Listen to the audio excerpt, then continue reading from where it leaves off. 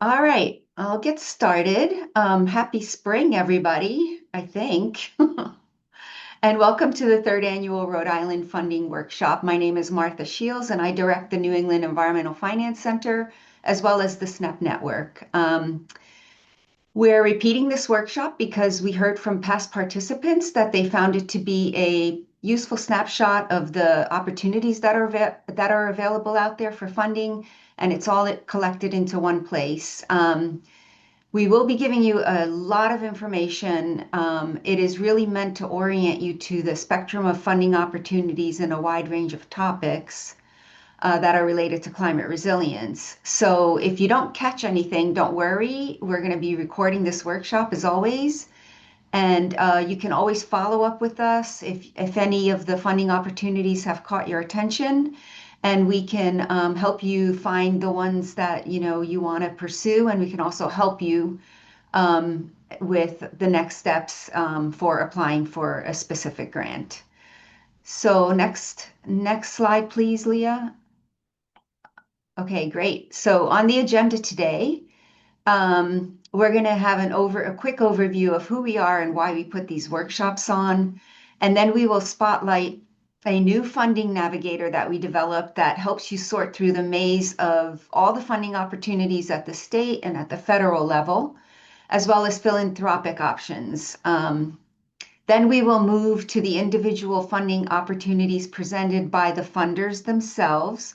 That'll be kind of the meat of the webinar or the workshop. And at the end, the whole group will have a Q&A session, after which you can go into individual Zoom rooms and ask the funders questions that you have about their programs. Next slide. You all know how to use Zoom, but you can ask, just for this workshop anyway, you can ask questions anytime in the Q&A box, and we will try to answer them. This webinar is being recorded, and if you want to use closed caption, just click on the CC feature in your control panel. Next slide. At this point, I will hand it over to Alex Skulichensky. She is the Senior Program Manager for the SNEP Network, and she'll take you through some of the quick background that we want to give you. Thanks a lot. Thank you much, Martha, and it's really great to be here today and see everyone here on this workshop. It's a pleasure to put this on and have so many speakers here today. I'm just going to briefly share some background about our organization, the New England Environmental Finance Center, as well as the SNEP Network. So the New England Environmental Finance Center was founded in 2001. We are based out of the University of Maine system here in Portland, Maine. We're a team of 10 staff with experience in planning, facilitation, project management, and technical assistance. We work across all 6 of the New England states, and our work is really centered on meeting communities where they're at. We provide direct technical assistance to municipalities, organizations, and tribes, and we're really focused on supporting communities with watershed-based planning, stormwater management, climate resilience, sustainable operating practices, et cetera. The way we work, we have a number of different program areas, and our programs are really a combination of, that direct technical support I was talking about, funding and financing assistance, and then network building and relationship building to really help communities move ideas from idea into action, from early planning up through that funding, financing, and implementation. Throughout this webinar, you're going to hear more about a few of the different New England environmental finance programs that can help you meet your funding and financing goals. And like Martha said, if you have any questions, please feel free to reach out to us. Next slide. So this program today is supported by the SNEP Network, which is the program that I run. The SNEP Network was formed in 2019 through a cooperative agreement with EPA Region 1 Southeast New England Program, which is a geographic program supporting southeastern Massachusetts and Rhode Island on advancing watershed-based planning and goals. We are a network of 15 plus trusted on-the-ground partner organizations, planning agencies, nonprofits, and universities. And we really work collaboratively across the region to support that mission of healthy watersheds and capacity building. Together, we support communities with on different topics like stormwater and watershed management, ecological restoration, and climate resilience planning projects. And we do this through entirely free technical assistance and training that's really designed to really support communities where they're at and build local capacity. And the way that we do that is through kind of a suite of three different types of services. So we do a lot of trainings and in-depth workshops. We support webinars like the one that you're seeing today on a variety of topics that are of interest to communities within this region. But we also do in-depth training programs like our signature stormwater planning series, which is in its fourth year to 6-month training and technical assistance effort that actually helps communities identify and develop conceptual designs for stormwater retrofits. We also do a yearly solicitation for in-depth technical assistance projects. This is where we invite communities in all stages of the planning process to submit a short application with project idea or challenge that they're facing. And our partners work collaboratively to support communities in identifying a solution. To date, we've actually supported over 50 communities with in-depth technical assistance on a wide-ranging suite of projects. You can see on this map here the different locations that we've worked with different communities across this region. And our next solicitation will actually open shortly in June, and there's a lot of information on our website on past projects and the types of work that we can support. And then lastly, I just wanted to share that, we are really focused on regionally relevant topics to communities. And so we develop a lot of tools and resources and best management practices that are both informed by the work that we do and inform our technical assistance and training efforts. Next slide. Just really briefly, here are some of our partner organizations, and then here is our website, snapnetwork.org, where you can access on-demand resources, past trainings, and learn more about our technical assistance opportunities. And up next, I would like to, or we can go to the next slide, and I'd like to hand it over to my colleague, Andrea Berry, Climate Funding Manager here at the New England Environmental Finance Center, to talk about the funding and financing tool. Thanks so much, Alex. I'm really glad to be with all of you today talking about both the funding and financing services that we can provide here at the Environmental Finance Center, as well as our new Environmental Funding Navigator tool. So if we go to the next slide. Here at the EFC, we are available to help nonprofits, municipalities, tribes, states, community groups, anybody who is advancing climate or environmental projects. We have the generous support of a local foundation to offer very responsive fundraising support. We do strategy coaching sessions, custom funding scans, which we'll talk a little bit about. We work with communities and nonprofits on diversification training, can help you develop a fundraising plan. I do a lot of proposal review, and we have created this funding and financing navigator.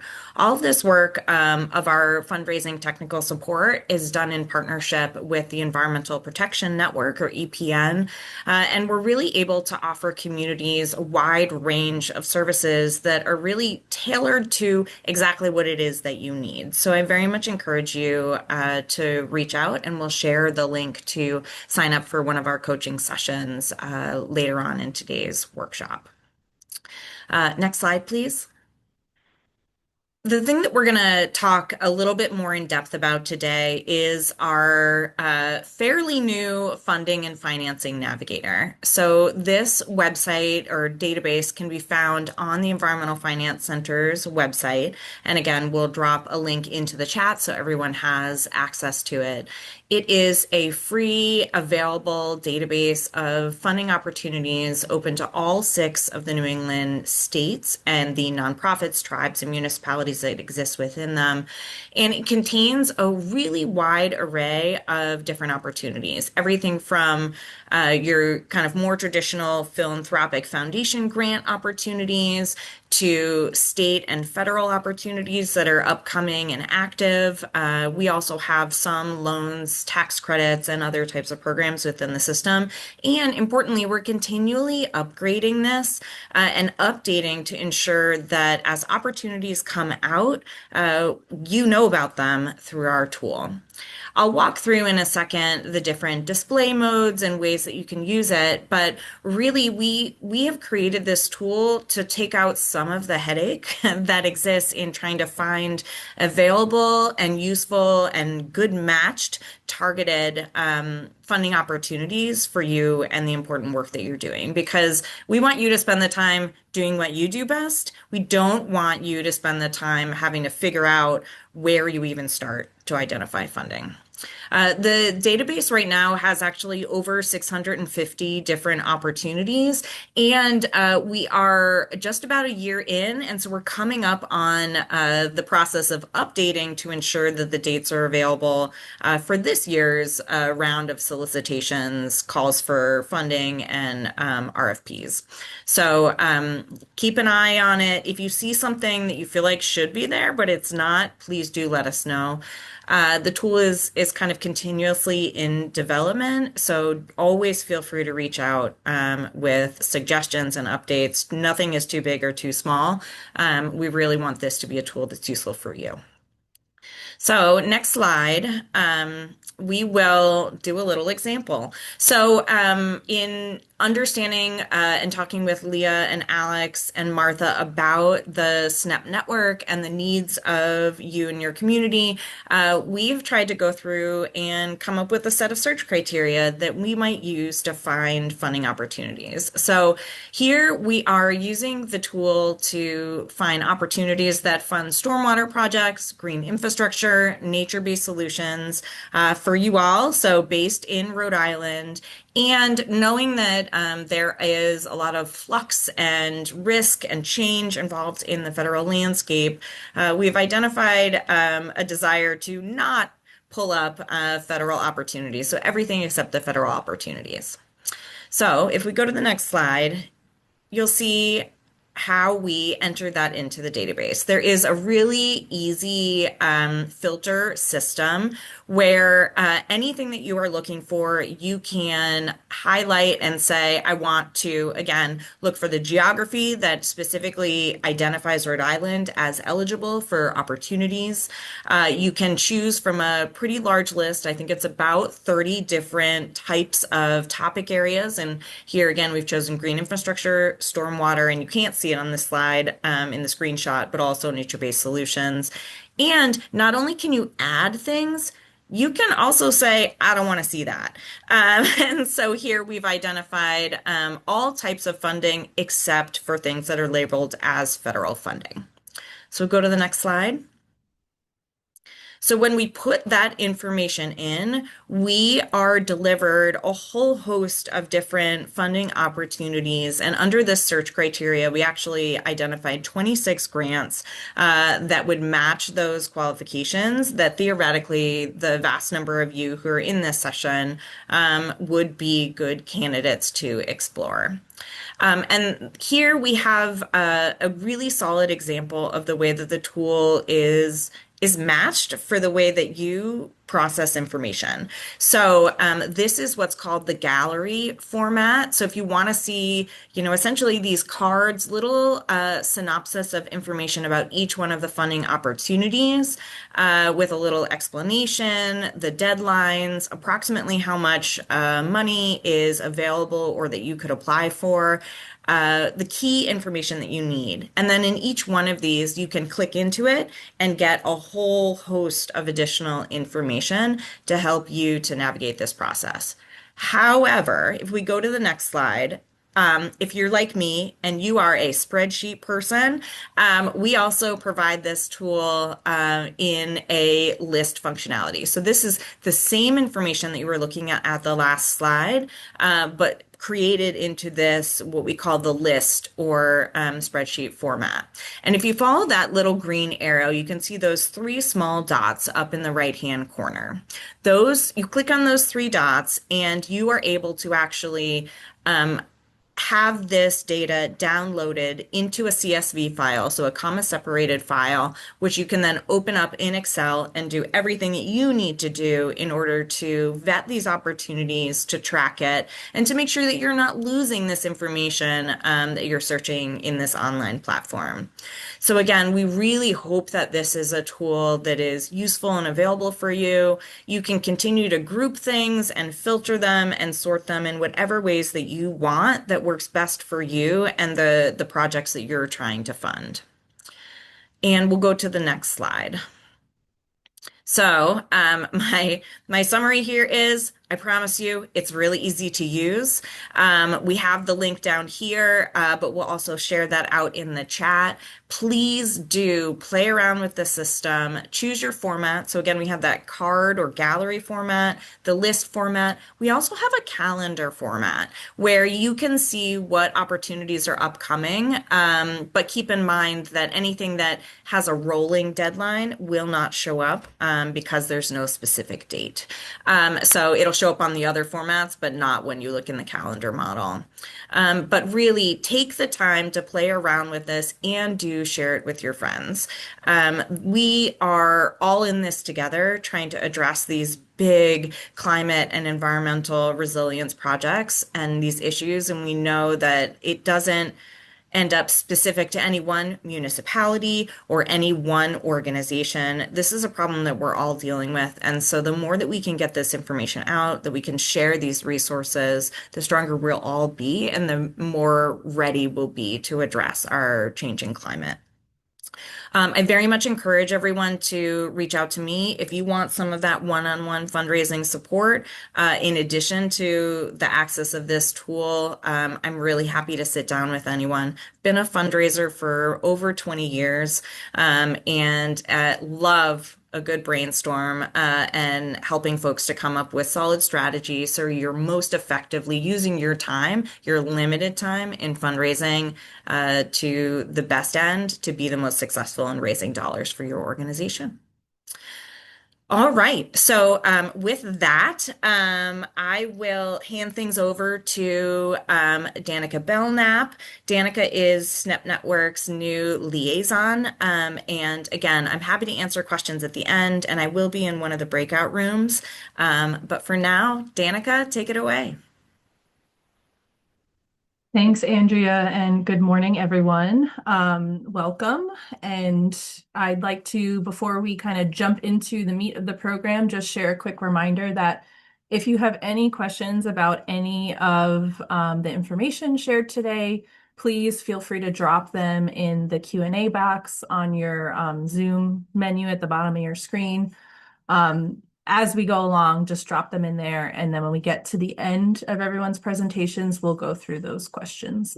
And also just another reminder that you'll also have an opportunity at the conclusion of the program to go into breakout rooms with the presenters from today who can chat with you and answer some more detailed questions if you have anything further that we don't get to in the group Q&A.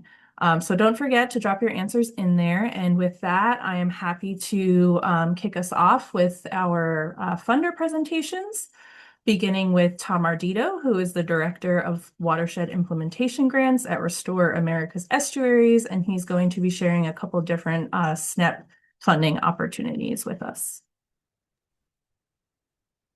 Thanks, Danica. How's everybody doing? Can you hear me okay? Yes, all set. Okay, great. Yeah, so I work for Restore America's Estuaries. We're a national nonprofit, but we partner with EPA Region 1 under the SNP program, the same program that sponsors the network. And I'm going to tell you today about two different grant programs that we have that are active and useful really for any kind of water quality, virtually any kind of ecological or environmental restoration. The first one we've been doing since 2018, and it's called SNP Watershed Implementation Grants, or SWIG. The RFP is open right now, so if you go to www.snepgrants.org, you can see that RFP. You can access a link to the application, which is an online application.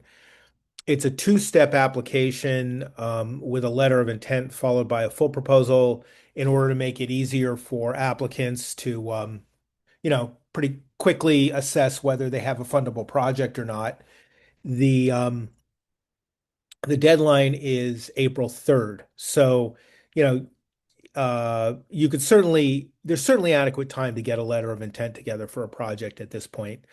Grants are up to $250,000 with a 33% match, non-federal match required. It's very flexible match requirements. So a lot of people use in-kind in order to make that match. We have uh, approximately 1.8 million available region-wide. That's a little bit in flux. It could end up being more than that, and by region, I'm referring to the SNP region. So that's all of Rhode Island and southeastern Massachusetts within the area covered by SNP. I think this is an error here where it says the LOI is open through March 27th. That's April 3rd. And we we will have the grant agreements in place so that projects can start around September 1st and must be completed by June 30th of 2028. So almost 2 years, not quite. We will fund virtually any type of project that restores clean water, sustainable communities, and healthy ecosystems, and any stage of work. So we fund planning projects, we fund engineering, permitting, and we fund a lot of construction too. The kinds of projects we fund, some of them are called out here. We fund a lot of stormwater projects, habitat restoration like dam removal, cranberry bog restoration, coastal wetland restoration. We've done a number of green streets projects, including if those of you who are familiar with Rhode Island will know uh, Kinsley Avenue along the Woonasquatucket River, where there's brand new Woonasquatucket River Greenway improvements have been put in by Farm Fresh Rhode Island there. We funded that along with the City of Providence and Rhode Island Infrastructure Bank. Um, and we can fund smaller things like workshops and watershed planning efforts and that kind of thing. We fund innovative technologies too, like permeable reactive barriers, which are designed to intercept nitrogen in groundwater before it makes its way into coastal waters.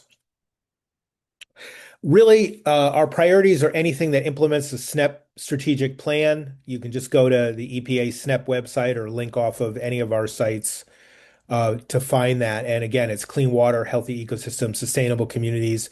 I like to say we pretty much fund any kind of environmental project except for air quality projects and brownfields projects. We really emphasize partnerships. We emphasize capacity building through the SNP network or through other communications vehicles. We really value outreach and community engagement in the projects that we fund, and we try to work closely with the SNP network. So if you have a project idea and are, putting together a project that may at some point become a SWIG application, I encourage you to reach out to the network and, ask them for help in developing your project if you need that. And conversely, some of the projects that we fund, the network has come in after the fact and served to assist in the implementation of the project. For example, the Stormwater Information Center at Roger Williams Park that you may be familiar with, which is a partnership of Audubon Society and City of Providence. We funded the initial grants to get that going, and now it's quite a vital training center and information center for stormwater work, and the network is a partner on that. So that's about it for our main program, which is SNP Watershed Implementation Grants. If you switch the slide, we have a smaller program which is called Restoration Capital Mini Grants, and we just started this last year. We expect to have about 100,000 throughout the region, and the grants are up to $10,000. They're for purchase only. So this is often used by stewardship organizations that are looking to buy plant material or a new mower or an e-bike to water stormwater uh, um, plantings. We funded those kinds of things. And the idea is that the grants are up to $10,000. You get a grant, you go out, you purchase what you need. It could be one item, it could be a number of items, and then we reimburse you and close out the grant. So it's a much simpler process, and again, specific for purchases that are used or that are necessary, I should say, to support the exact same kind of work that the SNEP grants support, which again is clean water, healthy ecosystems, and sustainable communities. So I won't be able to participate in the breakout rooms at the end of the meeting today due to a conflict that I have. But certainly, if you go on our website, you can find my email there, snepgrants.org, and feel free to follow up with me, and I'll be happy to answer any questions that I can regarding either SNEP watershed implementation grants or the restoration capital mini grants. Oh, and one more thing about the mini grants is that RFP will be released later this spring. And that's all I know right now in terms of the timing. And with that, thank you for your time, and I hope you have a good rest of the meeting.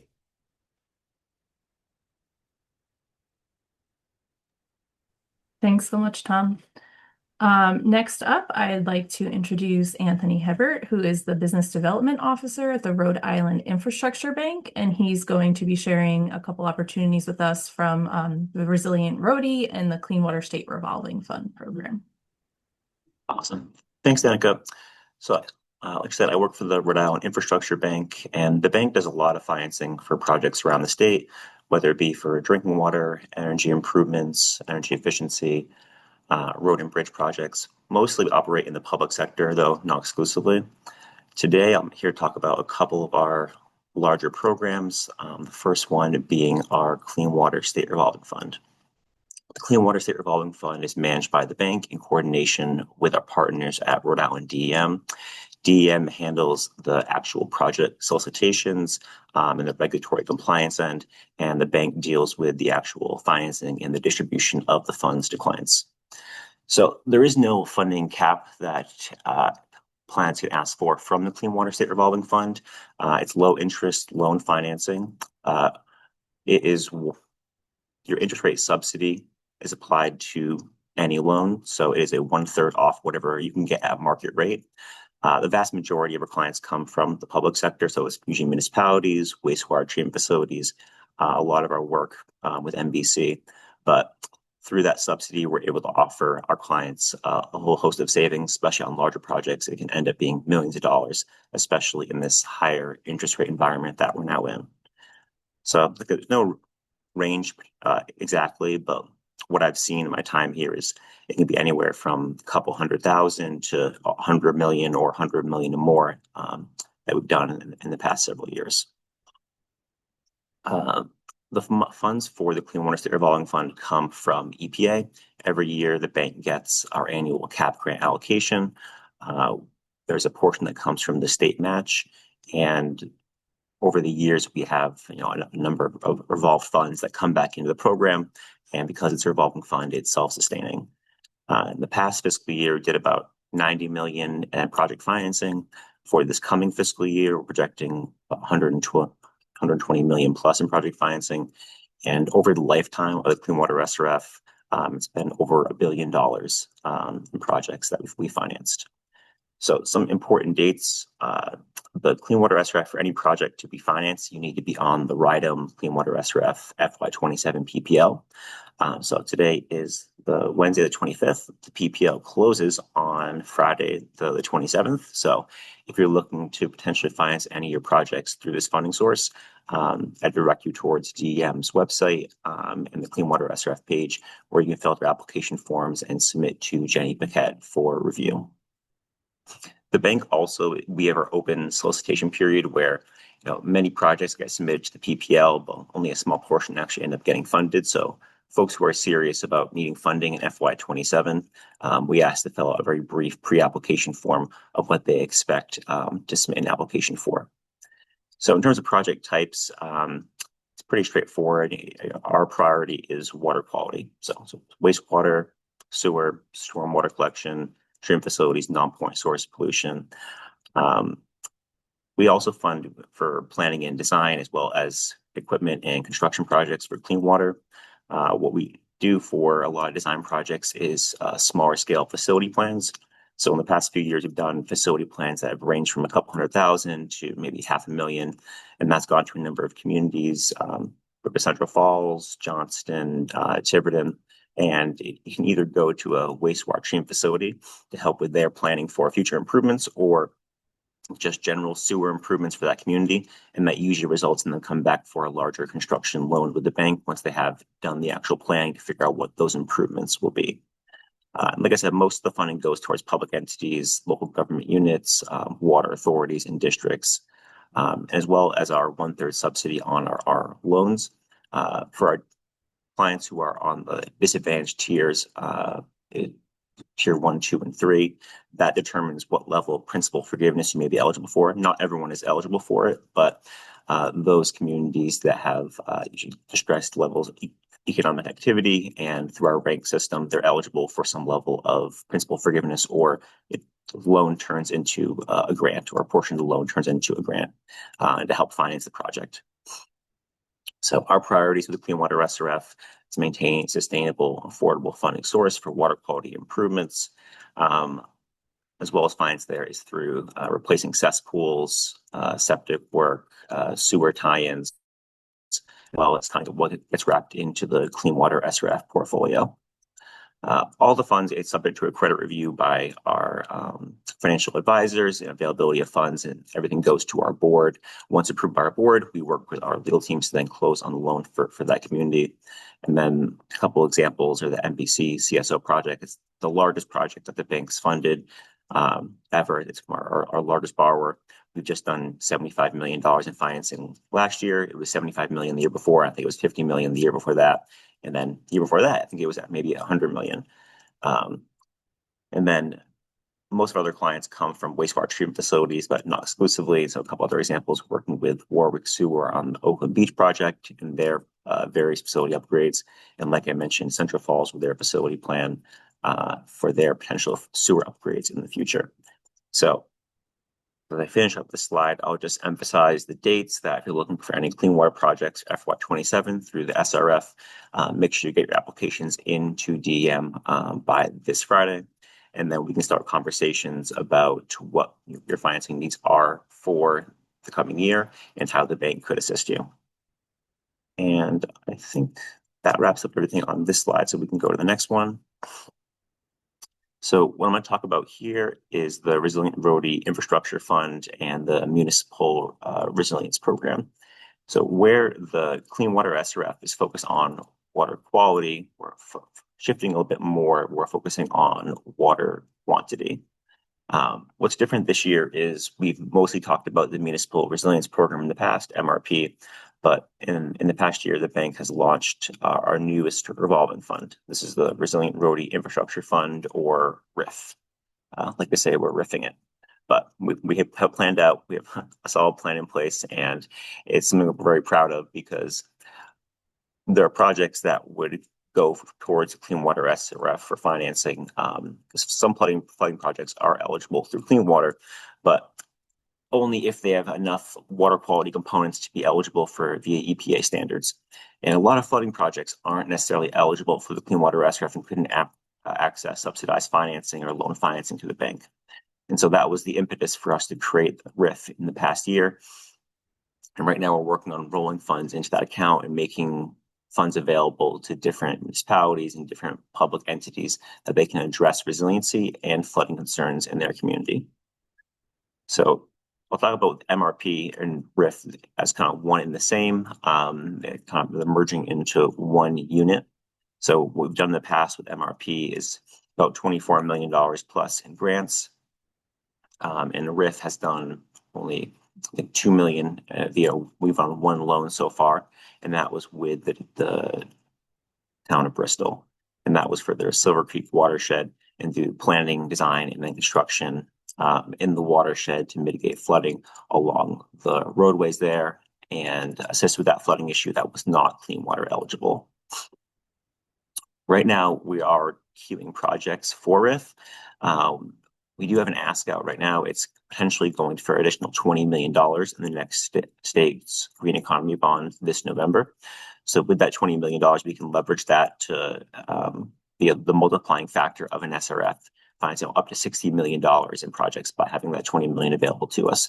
But we do have some funds on standby. So we are accepting applications for if you have a flooding or resiliency project in your community that you'd be looking for loan financing for. If it's $5 million or less, we'd be accepting applications today, and I can provide you with the application form. For larger, more multi-million dollar projects, so we still want the applications, but we're queuing those and we can fund those later, assuming that we have additional funds from the Green Economy Bond after this fall and going into the spring and summer of 27. And that's how we'd be looking to finance those. With RIF, a portion is going to be set aside for grants, and that's kind of what RIF is turning into from MRP. We're still figuring out the exact breakdown of what's available for grants versus loans, but it's looking like for smaller scale projects, planning and design, small construction, especially those under $500,000, we still want to make available for competitive grant rounds, whereas construction, larger multi-million dollar projects, more complex projects, will be shifted towards RIF and towards the revolving fund. Projects that we're looking to fund, it's stormwater management, coastal resiliency, flood-proofing activities for critical infrastructure. We see a lot of culvert resizing projects, watershed restorations, urban tree plantings, and also looking at resiliency efforts for dam projects. And we know that there's potential for a lot of dams in the state that may be at risk, and that RIF can be a potential funding source, especially for those projects, to address those concerns and really shore up any of the vulnerabilities there. Funding can be for design, engineering, construction. Like I said, kind of the breakdown is potential for more grant funding for design engineering and then for more loan funding for construction. And our priorities, it's flooding, adaptation, mitigation. I'll say it focuses generally on resiliency, but our focus is most on flooding issues and problems. And that usually results in projects for stormwater improvements, for coastal resiliency efforts. We make an effort to reach our rural and disadvantaged communities. And both programs have an emphasis on nature-based solutions, that and green infrastructure and how that can be a part of the solution. It's usually in combination with green infrastructure and a whole host of gray infrastructure, but really trying to focus on that for projects going forward and the nature-based solutions that can be implemented. So I would say our next round is that there's no set timeline for the next round of grants, but we are accepting applications for RIF if you're looking for loan financing. And we're hoping to have updates this spring on when the next round of grants will be available for resiliency projects. And I'll be happy to take any more questions, any questions about RIF or any clean water resources we have for the bank in the Q&A. And I will wrap it up there. Thank you. Thanks so much, Anthony. Up next, I would like to introduce Matt Duff, the Program Manager for Water and Climate at the New England Environmental Finance Center, and he's going to be sharing technical assistance available from the New England Water Infrastructure Network. Thanks, Danica. Thank you all for having me. I'm excited to be here. I'm going to give a quick snapshot of our NEWIN program, the New England Water Infrastructure Network, which is another program under the umbrella of the New England Environmental Finance Center. NEWIN offers free technical, financial, and managerial assistance for specifically on the water infrastructure side, with a focus on helping communities and water systems navigate the SRF programs, which you just heard Anthony briefly discuss.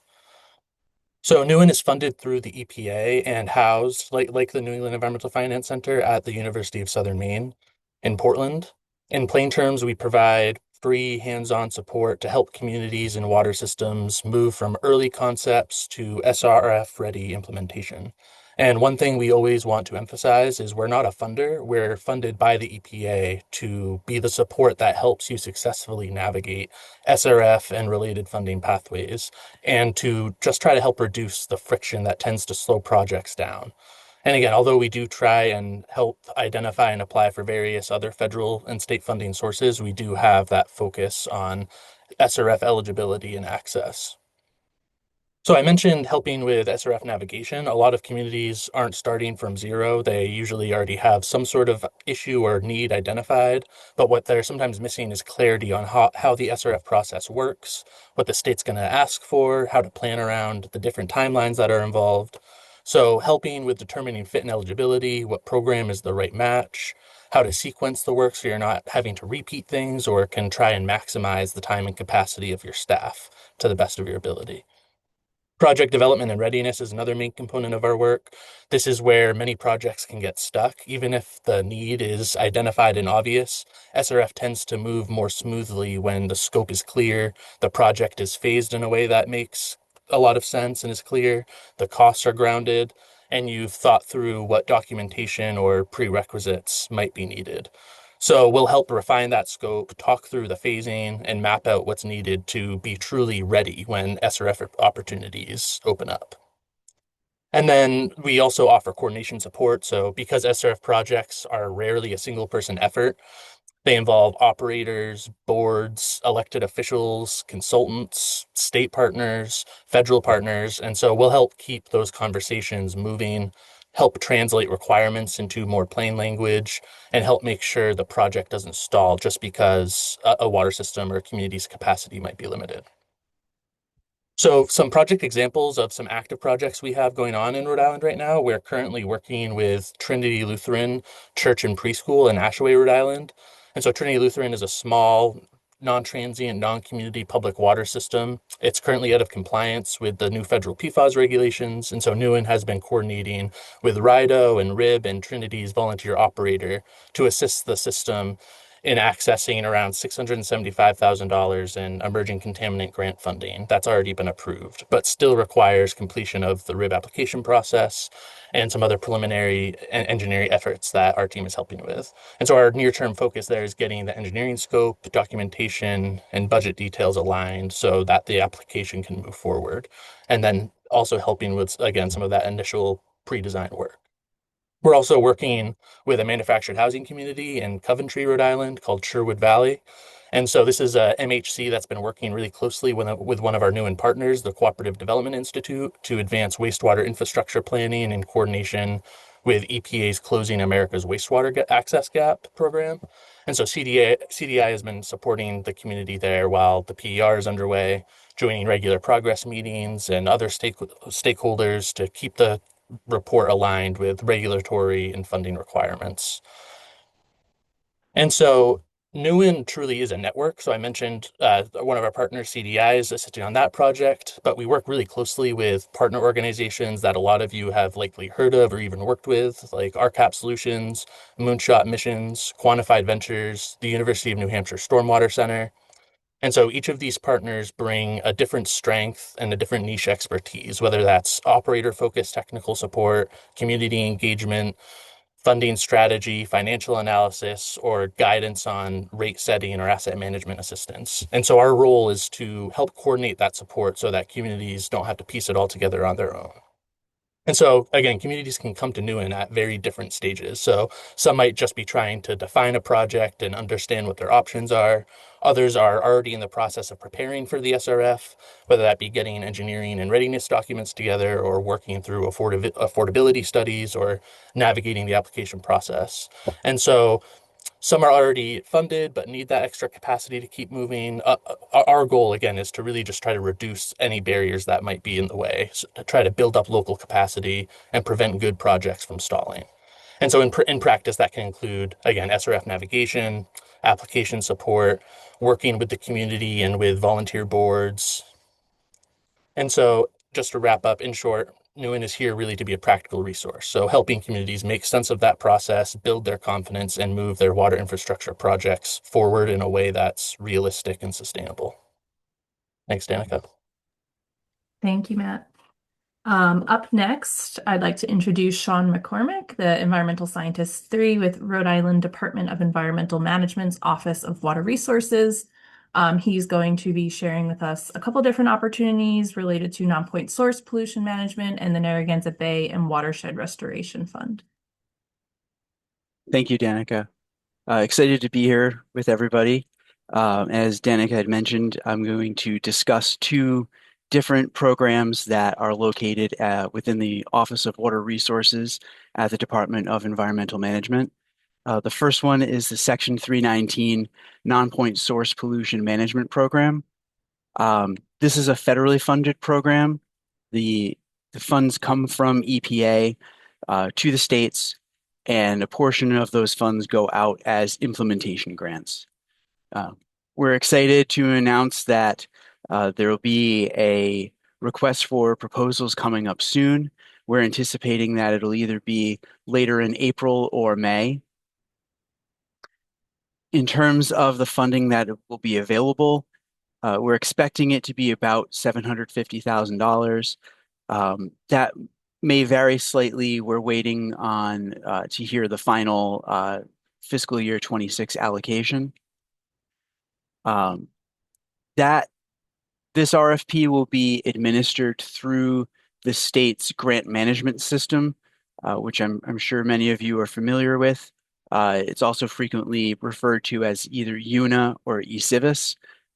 So the administration of applying for the funding and then administering the grants themselves will be through that online platform.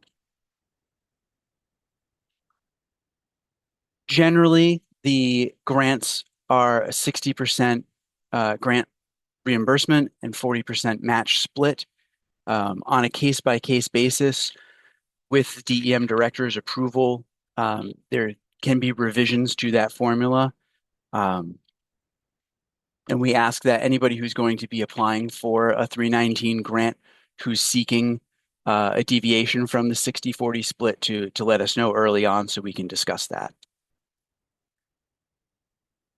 In terms of the project types, similar to some of the earlier presentations, we definitely have a focus on stormwater green infrastructure and nature-based solutions. One important note that being the non-point source program, implementation grants cannot go towards projects on MS4, on municipal stormwater systems. They have to be projects that either are outside of the MS4 communities or potentially projects that take place within MS4 communities, but they focus on infiltrating and removing that stormwater from the system before, or infiltrating and removing that stormwater before it's formally entering into the municipal stormwater system, where it then become a point source. In addition, we've had projects that look at habitat restoration that can include dam removal or culvert upgrades, provided that they have a nexus with improved habitat connectivity. We recently had one of our projects in the last cohort included providing funding to the Kickamuit Dam removal in Warren. Litter and trash removal projects. We had a couple projects in our last cohort that provided funding to local watershed groups for the purchase of equipment and supplies to facilitate having typically volunteer-based litter and trash removal along riverways. And also the elimination of cesspools and or substandard on-site wastewater treatment systems or septic systems. We also recently had a rather large project with Tiverton Wastewater District that focused on that, eliminating a number of cesspools and substandard outs that were contributing to water quality issues, and establishing the connection on private land from the structure to the sewer sewer pipes in the street to facilitate those system removals.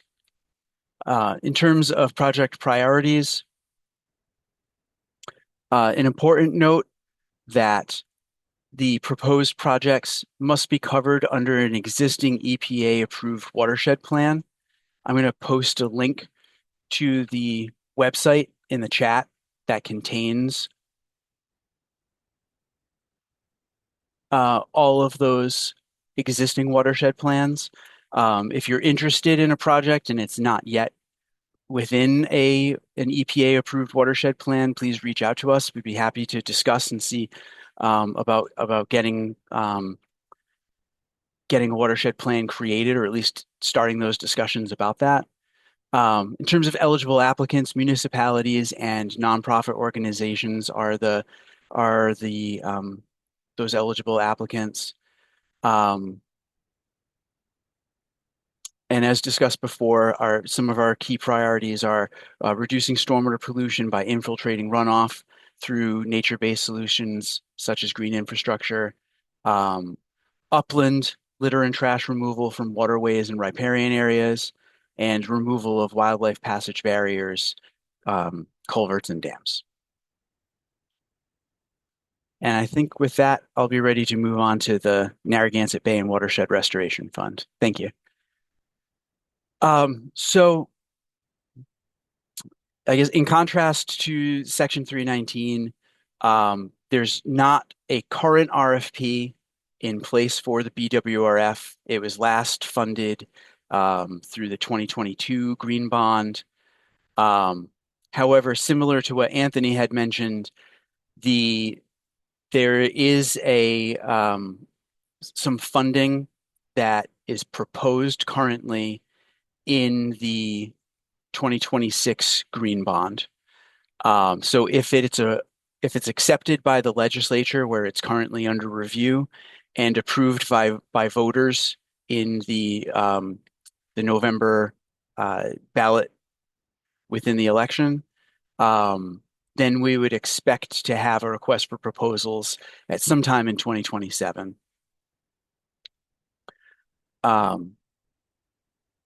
Typically, the BWRF grants are a 50% grant, 50% match split, similar to the Section 319 on a case-by-case basis. We could potentially discuss a deviation from that formula with the DEM director's approval. I'll also note that for both the BWRF and the Section 319 grants, they're on a reimbursement basis, so that the grantee incurs the costs first and then seeks reimbursement after the fact. An important difference with the BWRF is that currently state grants are not included in the UNA eCivis grant management system.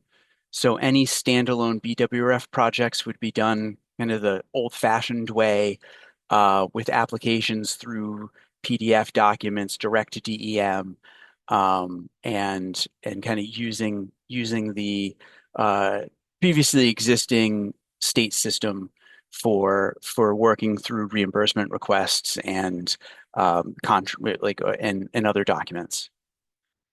In terms of project types,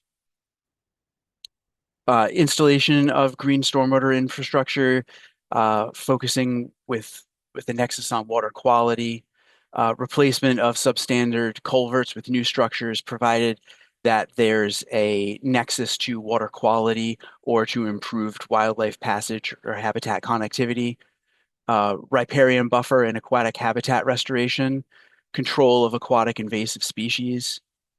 For project priorities, the eligible applicants are typically municipalities and nonprofit organizations. If there are any entities that don't meet that are interested, please reach out and let me know, and we could see if there's any possibility of considering your entity an eligible applicant. There's also really a focus on implementation ready projects that are capital projects. So The BWRF does not provide standalone funding solely for planning and development. There has to be an implementation phase in order to be considered. We're also looking at those projects being capital, having a long-lasting impact. And one of the great features of the BWRF is that it can be leveraged with other funding opportunities, such as the 319 non-point source program, other federal awards, and potentially other non-bond state funding. And so I'll be around during the question and answer session and the breakout rooms, and happy to answer any questions. Thank you. Thanks so much, Sean. Just so you know, the webpage you shared in the chat, it didn't have the link with it. So I don't know if you want to just drop the link in there so Okay. people have it. Certainly, sorry. Okay, so next up, I would like to introduce Michael Viola, the Watershed Program Manager at the U.S. Department of Agriculture and Natural Resources Conservation Service, and he will be sharing about NRCS's watershed programs in Rhode Island. Thanks, Danica. Good morning, everyone. We're active with 2 different programs in Rhode Island. I'm going to try to cover both of them in 5 minutes. The first is the Emergency Watershed Protection Program, and the second is the Watershed and Flood Prevention Operations Program. So projects through both these programs are locally led and require a project sponsor. And sponsor involvement is not only integral to these projects, but critical to their success. Sponsors must be a state or political subdivision of a state, a federally recognized tribe or tribal organization, or unit of local government with a legal interest in and responsibility for the project. There are some other requirements and responsibilities depending on the program that I'm not going to get into right now. So for EWP, last fiscal year, Congress appropriated $920 million. This is a really popular program throughout the country. At the time of that appropriation, there was still $600 million of prior year funds still available. Through this program, construction can be up to 75%. Except for limited resource areas can be up to 90%. And that's like a geographical area where housing values and individual income are less than 75% of the state's average, and unemployment is at least twice the US average, and that's based on census data. And the local share must be non-federal, and it can be cash, in kind, or a combination of both. For watershed operations, we get $150 million annually, and that is mandatory funding. That's not discretionary. This is also a popular program. Congress recently increased this from $50 million annually. Construction can be up to 100% depending on the purpose, which I'll get into shortly.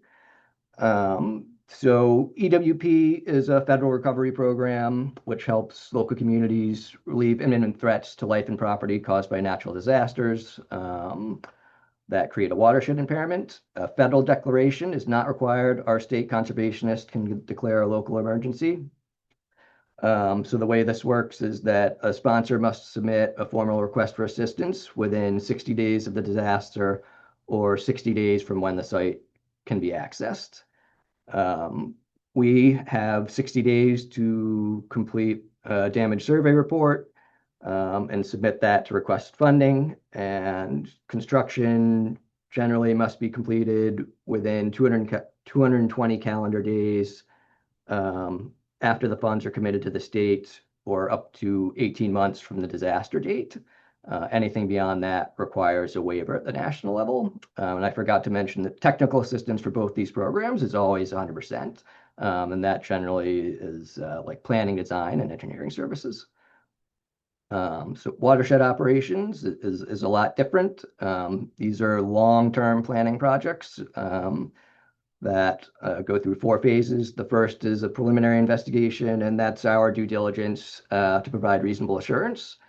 that a feasible watershed plan can be developed that meets statutory requirements, including one or more of the authorized purposes, and that there aren't apparent insurmountable obstacles to a potential project. And the next phase is a planning phase. That's a plan and environmental document. There's a misconception that this is a watershed plan. It's really a watershed project plan. So it's like these are not open-ended. You should have a good idea of what the project is by the time we get to this point. Design. So PIFers are up to 6 months, plans up to 18 months, design can be up to 24 months. We fund 100% through the design phase. And then construction can be up to 60 months, depending on the scale and complexity of the project. The funding is prioritized in reverse order. So active construction projects get priority, then new construction, then active design, then new design, and so on. So getting into what EWP can do, we can remove debris from stream channels, culverts, bridges, reshape and protect stream banks, correct damaged or destroyed drainage facilities, establish vegetative cover on eroding land, repair levees and structures, repair certain conservation practices. We do a lot of property buyouts, and we can also purchase floodplain easements. This is almost like a different program. It works a lot differently. The timelines don't really apply. We cover roughly 95% of the value of the easement and 100% of the restoration costs. So, activities through EWP, they must provide protection from additional flooding or soil erosion. They must reduce threats to life and property. They must restore the hydraulic capacity to the natural environment, and they must be economically and environmentally defensible and technically sound. Just some things that EWP cannot do. We cannot do existing operation and maintenance. We can't repair or rebuild transportation, utilities, or similar facilities. We are not a road and bridge agency, and we can't repair coastal erosion. I'm running out of time, so just some of the authorized purposes. We mainly do flood prevention and watershed protection through watershed operations. Watershed protection covers a lot of things. So happy to get into it in the breakout, and some of the criteria. Again, must be publicly sponsored. The watersheds must be less than 250,000 acres, and the benefits must 20% of the benefits of the project must go to agriculture or rural communities, which are defined as a population of less than 50,000 based on the census. And I'm going to drop the link in the chat to our website because it's quite long. Thanks. Thank you, Michael. Okay, up next we have Kim Coryath, who's the Chief Resilience Officer with the Rhode Island Department of Environmental Management, and she is going to share the State Climate Resilience Bond Fund and Ocean State Climate Adaptation and Resilience Fund programs. Thank you so much. Hi, everyone. I'll start off with the Ocean State Climate Adaptation and Resilience Grants Fund, the OSCAR grant, as you all likely know it as. There's approximately 1 million left in this fund. Currently, there was a 4 million allocation a couple of years back. A large chunk of that was used. There's approximately 1 million remaining. This fund has no required match, and we anticipate that the remaining funds will be released in this calendar year, 2026, hopefully in alignment with the release of the Climate Resilience Fund, which you'll hear a little bit about on the next slide. There's several different project types which are eligible through OSCAR, projects that reduce vulnerability of low-lying infrastructure, including removal and relocation of infrastructure, restoration of river and stream floodplains, including revegetation. Land acquisition is eligible through this fund, as well as redesign, resizing, and replacement of culverts is specifically mentioned. There is an additional mention of any additional adaptation and resilience projects that are deemed eligible under the law. But these are some of the highlighted categories that you will see funded through OSCAR. And in terms of project priorities, this fund can support planning, design, and construction, so across a large variety of project phases. It is open to entities who own or control public land. So that could be government entities, local government, state government, could also be nonprofit entities that hold easements relative to management of public lands. In particular, there's focus on projects that deliver feasible and technically sound climate adaptation solutions. And also with this fund, there's a strong focus on habitat and restoration and public access co-benefits being delivered through the project, the proposed project. The last thing I will mention here is that criteria for this program strongly favors environmental justice and community engagement criteria. So all things to think about as you're developing applications for this fund. And if you want to go ahead and hop to the next slide, I'll go through the Climate Resilience Fund briefly. Thank you. So building off of Oscar, the Climate Resilience Fund has $2 million available. This was coming to us through the 2024 Green Bond. It does have a required match of 25% of the project cost. So this is not for the overall project cost, but for the grant ask specifically. So 25% of the grant ask. Important dates to keep in mind, we are hoping to roll out the Climate Resilience Fund in relatively short order with a release early April 2026, so you'll be seeing that shortly. In terms of project types, there are two key project categories. One is removal, relocation, or redesign of infrastructure. This can include engineering or construction across all sorts of infrastructure in vulnerable areas. This could be culverts, dams, buildings and facilities, roadways, evacuation routes, things of that nature. And the second category really focuses on nature-based solutions. So projects that protect Rhode Island's natural systems in the face of climate change impacts. That could be addressing coastal riverine flooding, inland flooding, erosion, or storm damage. Some of the priorities for this fund, in some ways similar to Oscar, in some ways a little bit different. Design and construction are eligible for the Climate Resilience Fund. Earlier stage planning and scientific research is not eligible for the fund. In some cases, some planning activities can be supported towards a design process, but standalone planning and scientific research activities cannot be supported. Land acquisition is also eligible through the Climate Resilience Fund with a bit of a limitation. Land acquisition can only account for up to 50% of the project costs. For this fund, local government and nonprofit entities are eligible.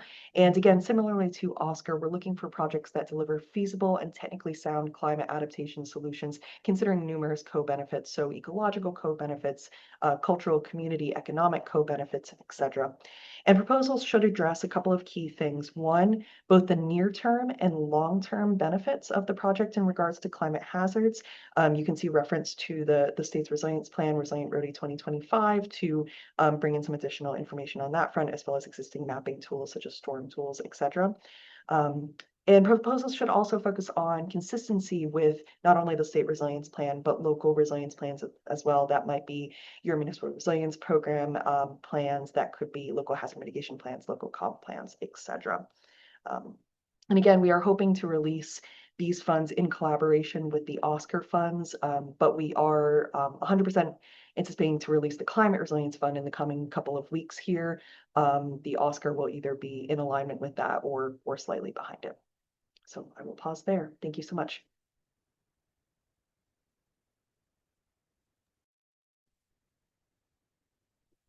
Great. Thank you, Kim. Up next, I'd like to introduce Darcy Young. She's the Executive Director with the Narragansett Bay Estuary Program, and will be sharing that program's grant opportunities. Thanks, Danica. Good morning, everybody. It's good to be here and hear about all these funding opportunities in Rhode Island. The Narragansett Bay Estuary Program is one of 28 national estuary programs around the United States established by the Clean Water Act to protect and restore estuaries and their watersheds. We are hosted by Roger Williams University, and our service area includes the watersheds of Narragansett Bay, Little Narragansett Bay, and the Rhode Island coastal ponds in Rhode Island, Massachusetts, and Connecticut. So functionally, that's almost all of Rhode Island. You can see a map of our study area down there on the slide, and that's a link actually, which I'll also put in the chat, to a searchable map of our study area to make sure that your project is eligible for funding from our program. We're a staff of 5 folks working to provide services that advance scientific understanding, management, and public engagement in watershed restoration. We convene people in working groups, committees, and events. We strive to provide useful and timely science communication tools and products to a variety of audiences. And we fund projects that implement the Narragansett Bay Comprehensive Conservation and Management Plan. We're fortunate to receive funding from EPA, both through the National Estuary Program and the Southeast New England Program. And so all of the opportunities that we release are subawards of those federal funds. We work to make our application processes as streamlined and simple as possible, and we're committed to working with groups that might be new to federal funding requirements. So don't be afraid to reach out. We recently closed multiple requests for proposals, but we have one opportunity that's currently open and one that we expect to release later this year. The first one I'll mention is our open RFP for watershed outreach and education and engagement projects. We're seeking proposals for projects that engage people in watershed science and restoration, for example, in school and non-formal education opportunities, community science monitoring activities, volunteer restoration opportunities, and more. You can see the information there. Those applications are due in a couple of weeks on April 10th. And then the second RFP that I wanted to mention is that we will release our final installment of Infrastructure Investment and Jobs Act funds for pre-construction project planning activities. And eligible activities might include partner and public engagement through to site-specific studies and assessments through to final designs and permits. We haven't yet finalized the topic of that RFP, but just to mention a few that we funded in past years, we funded green infrastructure project planning, habitat restoration and public access project planning, and aquatic habitat connectivity project planning. So for example, we recently funded 8 projects totaling over $900,000, focused on capacity building and planning for dam removals, culvert upgrades, and other obstructions to fish and wildlife passage on rivers and streams in Rhode Island and Massachusetts. One thing I forgot to mention about the education and outreach awards is that match is not required for those opportunities. Let's see. As we look toward planning our funding opportunities, we try to reach out to organizations and communities to understand their needs and structure our opportunities to be responsive to those needs. So I'd love to connect with folks in the breakout room about their projects. And our staff is able to answer project-specific questions anytime, so please reach out to us with ideas. I'm going to include a single link in the chat that will bring you to our website, our open education and outreach RFP, the sign-up form, and an interactive map of our study area to help determine if your project location is eligible, a link to our email list so that you can receive notifications for our upcoming funding opportunities. And I'll also include my direct email in the chat. That's all I have for you today. Thanks very much for the opportunity, and I hope to connect with many of you in the breakout or otherwise. Thanks. Thank you, Darcy. So next, our last speaker for this morning, I'd like to introduce Joanne Throw, the president of Throw Environmental, and she is going to be sharing the National Fish and Wildlife Foundation's National Coastal Resilience Fund. Thank you, Danica. You saved the best for last, right? Thank you. All right. Hi, everybody. Joanne Throw. I serve as a field liaison for National Fish and Wildlife Foundation. And we are going to talk today about the National Coastal Resilience Fund. I looked who was in the meeting today, and great to see some successful applicants here joining us again. So hopefully you're thinking ahead about your next project, or those who are unfamiliar with the fund. Let me give you, I've got 5 minutes, so I'm going to give you a little background. Now, I've been working with this fund since pretty much the beginning. So it's been around, 7 years, just about. And it's wavered in terms of, we started at 33 million, then it went to 140 million. So we're right around 80 million nationally, give or take. Now, this one, as Darcy was explaining hers, and it's so exciting that there are so many wonderful opportunities, but as Darcy was explaining on hers, match is not required here, but I'm going to say it's strongly encouraged on the National Coastal Resilience Fund. This is open right now, so you still have time. It's a pre-proposal, which I love. We handle some other funds and they have full proposal, but this one is a pre-proposal. It's been open since February 20th. You've got to get a pre-proposal in by March 31st. When I'm done speaking, I will certainly put the link in the chat for the RFP. But then if you're invited to a full proposal, you'll know about mid-May. And then you have a little more than a month to get your full proposal in.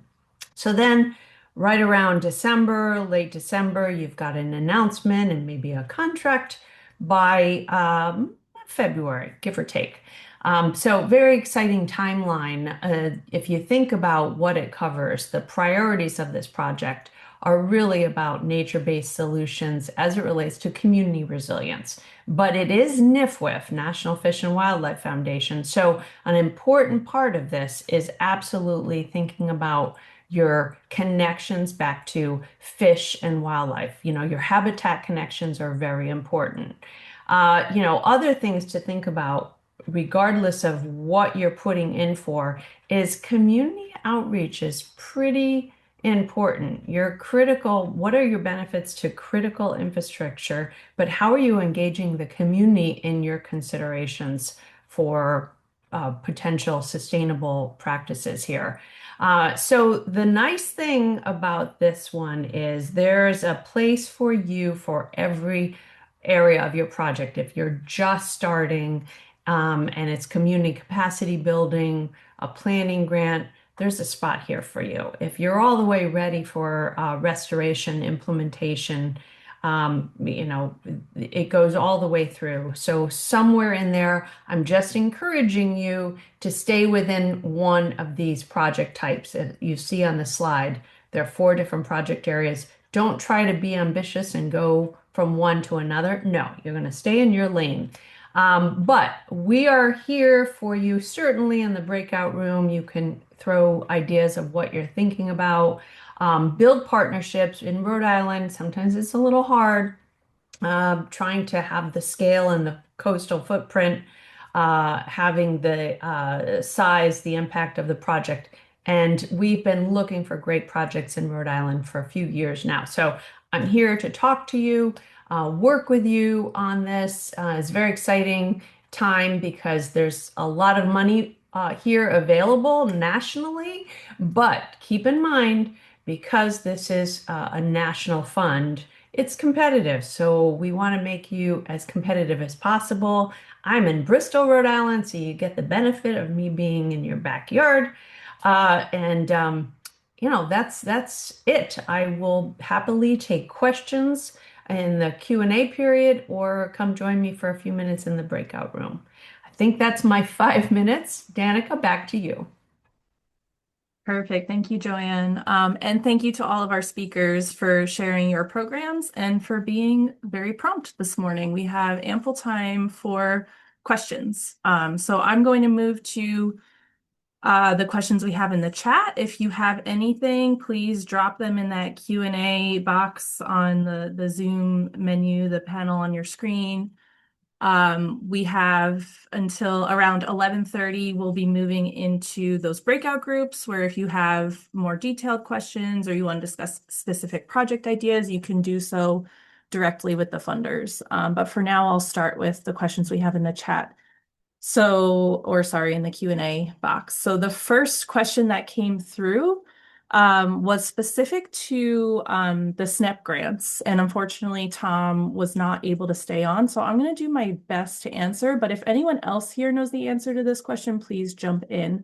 The question was about the SNP natural infrastructure grants and if that is also open or coming soon. And to my understanding, that program was a one-off funding from the SNP program, the stormwater and natural infrastructure grants that was open a couple of years ago. It was tied to infrastructure, the bipartisan infrastructure law funds that were available. And because it was tied to that, I believe it was just a one-time grant. I do not know if there are any plans to reopen that program again. But if anybody else knows differently, please jump in.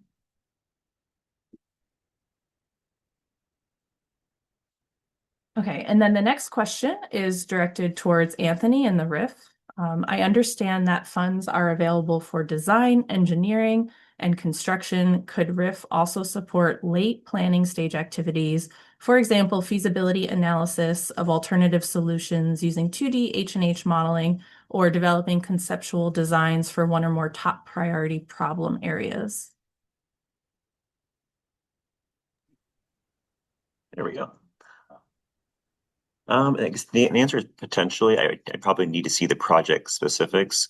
I know we can't fund general, like more general studies or general feasibility analyses, but if it's project or site specific, then I think it should remain eligible. But I'd want to take a look at the actual scope.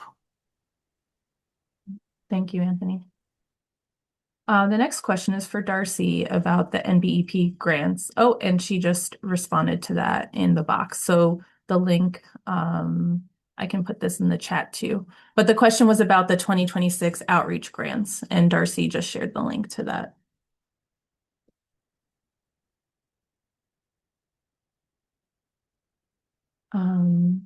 Okay. Any other questions? I don't see any here right now, but I'll give it another minute because we have a few minutes until we move to the breakout rooms.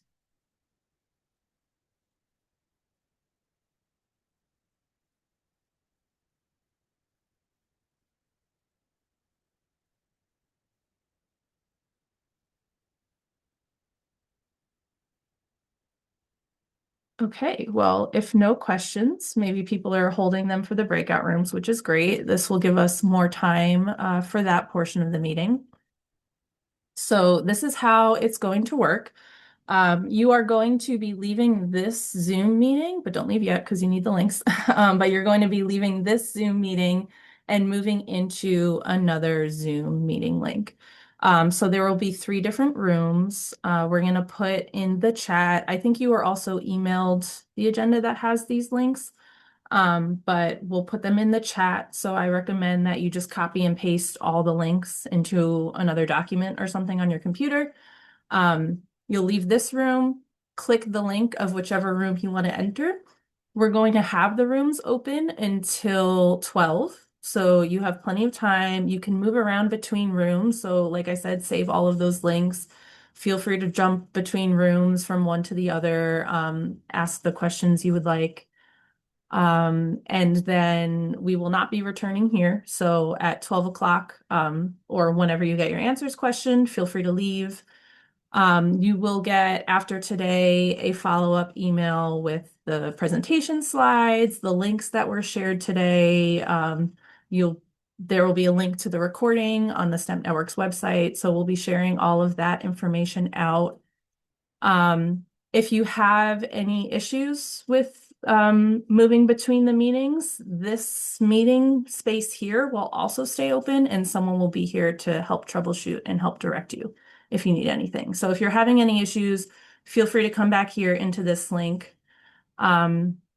Otherwise, last thing I just want to mention is that we also will be sharing a feedback link in the chat to invite you to fill out a very brief form. It'll take a couple minutes just to share some feedback on today's session. We really value your input on these because we take them into account as we plan future sessions. We really want to make sure that our programs, our trainings, our webinars are meeting the needs of those who are joining, and we want to make sure they're designed in the best way possible. So please take just a couple minutes to fill out that form. The link is in the chat right now. We very much appreciate it. And up here on the screen is a list of each of the rooms, who will be in each room. And I think that's everything. With that, I would like to just thank everyone so much for your time today. Thank you to our speakers and to everyone who joined. We're really happy to be able to offer this program every year and give you the opportunity to meet with funders. So with that being said, feel free to move on to your groups. If you have any questions, hang on here, let us know, or any issues. And thank you. Have a great day, everyone.